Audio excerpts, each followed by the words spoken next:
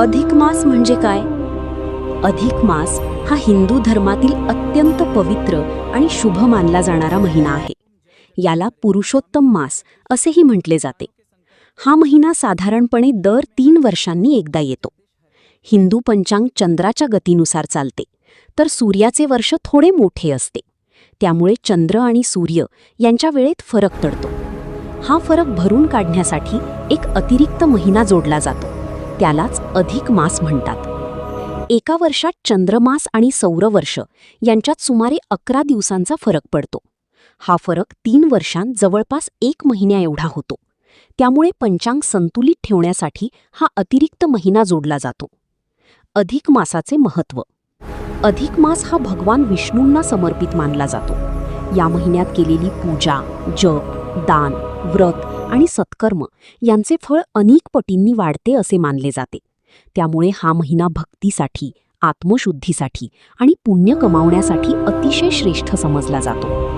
या महिन्यात काय करावे? भगवान विष्णू आणि श्रीकृष्ण यांची भक्ती करावी. ओम नमो भगवते वासुदेवाय मंत्राचा जप करावा. भगवद्गीता, रामायण, भागवत वाचन करावे. गरिबांना अन्नदान, वस्त्रदान करावे. रोज हरिनाम संकीर्तन आणि भजन करावे.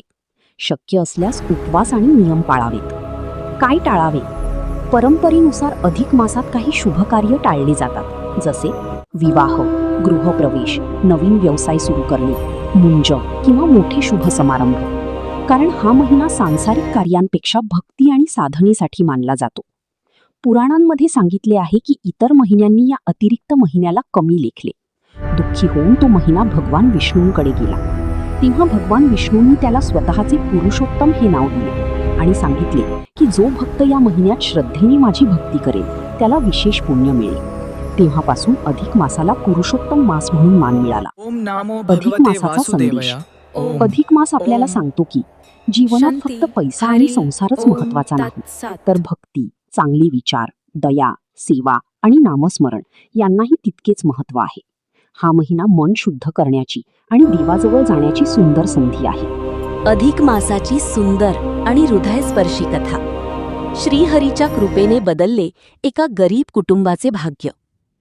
एका छोट्याशा गावात गोविंद नावाचा एक गरीब पण प्रामाणिक ब्राह्मण राहत होता. त्याची पत्नी होती लक्ष्मी. नाव जरी लक्ष्मी असले तरी त्यांच्या घरात मात्र गरिबीचं सावट कायम होतं. छोटंसं कौलारू घर, फाटकी वस्त्र आणि 2 वेळच्या अन्नाची सतत चिंता. पण तरीही त्या दोघांच्या चेहऱ्यावर देवभक्तीचं तेज कायम असायचं. गोविंद रोज सकाळी उठून नदीवर स्नान करायचा, मंदिरात जाऊन श्री विष्णूची पूजा करायचा आणि मग गावात जाऊन लोकांच्या घरी पूजापाठ करून जे मिळेल त्यावर संसार चालवायचा.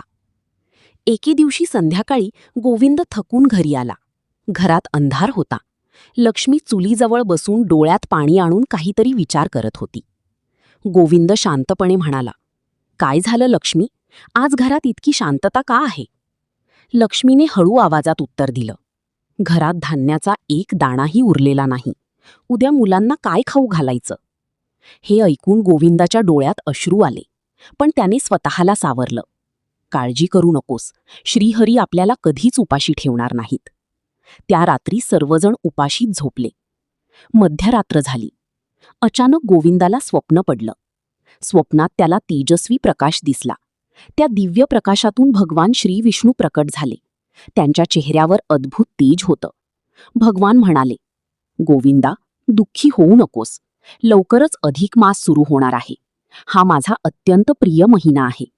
जो मनुष्य श्रद्धेने या महिन्यात जप, दान, पूजा आणि कथा श्रवण करतो त्याच्यावर माझी विशेष कृपा होते." गोविंद नम्रपणे म्हणाला, "प्रभू, मी गरीब आहे.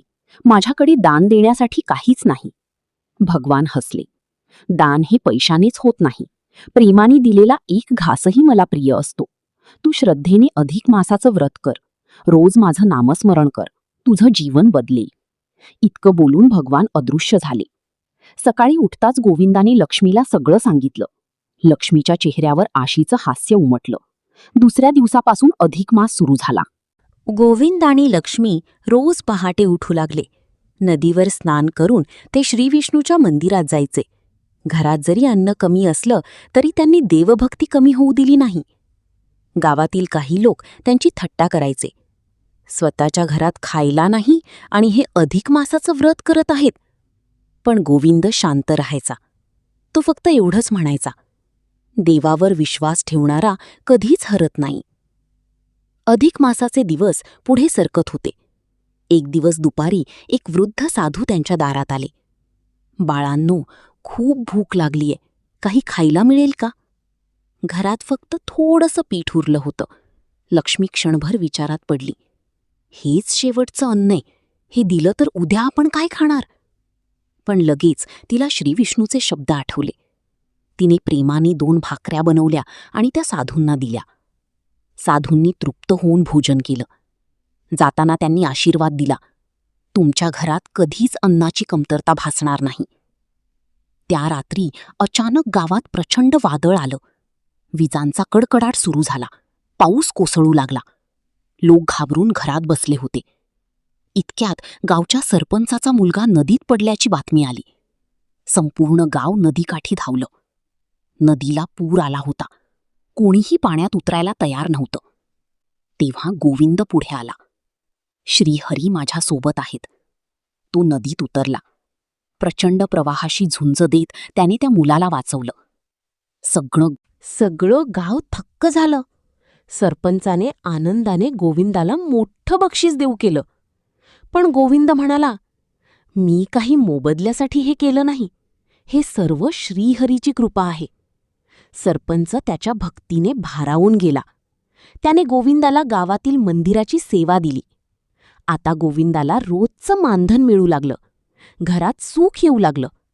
पण गोविंद आणि लक्ष्मी अजूनही साधंच जीवन जगत होते. अधिक मास संपायला फक्त 3 दिवस उरले होते. त्या दिवशी गावात एक मोठा व्यापारी आला. त्याचा मौल्यवान हिरे मोत्यांचा डबा हरवला होता. सगळीकडे शोध सुरू होता. अचानक तो डबा गोविंदाला मंदिराजवळ सापडला. त्या डब्यात अमाप संपत्ती होती. कुणी दुसरा असता तर ती संपत्ती स्वतःकडे ठेवली असती. पण गोविंद थेट त्या व्यापाऱ्याकडे गेला. हा तुमचा डबा. व्यापारी आश्चर्यचकित झाला. तुम्ही इतके प्रामाणिक आहात? यात तर लाखो रुपयांचे हिरे आहेत. गोविंद हसत म्हणाला, जे माझं नाही ते मी कधीच ठेवणार नाही. व्यापारी त्याच्या प्रामाणिकपणाने भारावून गेला. त्याने गोविंदाला मोठी धनराशी दिली. गोविंदाने त्या पैशातून स्वतःसाठी मोठा महाल बांधला नाही. त्याने गावात अन्नछत्र सुरू केलं. गरिबांना अन्न वाटू लागला. मंदिराची दुरुस्ती केली. दररोज हरिनाम संकीर्तन सुरू केलं. संपूर्ण गावात भक्तीचं वातावरण निर्माण झालं. अधिक मासाच्या शेवटच्या दिवशी गोविंद आणि लक्ष्मीने मोठ्या भक्तिभावाने श्रीविष्णूची पूजा केली. त्या रात्री पुन्हा गोविंदाला स्वप्न पडलं. भगवान श्रीविष्णू समोर उभे होते. त्यांच्या चेहऱ्यावर आनंद होता. गोविंदा, तू अधिक मास श्रद्धेने पाळलास. गरिबीतही धर्म सोडला नाहीस. म्हणून मी तुझ्यावर प्रसन्न आहे. गोविंद नम्रपणे म्हणाला, प्रभू, मला धन नको. माझ्या हृदयात कायम तुमची भक्ती राहू द्या. भगवान आनंदाने म्हणाले, तथास्तु. क्षणात संपूर्ण वातावरण दिव्य प्रकाशाने उजळून निघालं. सकाळी उठल्यावर गोविंदाच्या डोळ्यात आनंदाश्रू होते. त्या दिवसानंतर त्याच्या जीवनात कधीच दुःख आलं नाही. तो आणि लक्ष्मी आयुष्यभर श्रीहरीची सेवा करत राहिले.